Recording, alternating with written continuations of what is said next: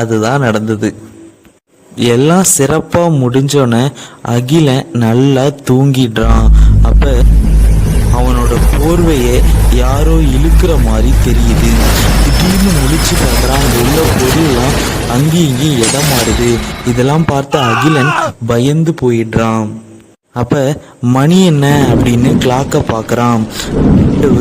12 மணி ஆகுது. வெளியில் இடியும் மின்னலுமா சத்தம் கேட்குது அகிலனுக்கு. எங்க பக்கத்துல உள்ள பொண்ணை காணோம் அப்படின்னு சொல்லி அகிலன் ரூமா தேடி பார்க்கறான். அப்ப தூரத்துல ஒரு நிழல் மாதிரி தெரியுது. அவன் அந்த நிழல் கிட்ட போகும்போது அந்த நிழல் திடீர்னு மறைஞ்சிடுது. வீடு முழுக்க சுத்தி சுத்தி பார்க்கறான்.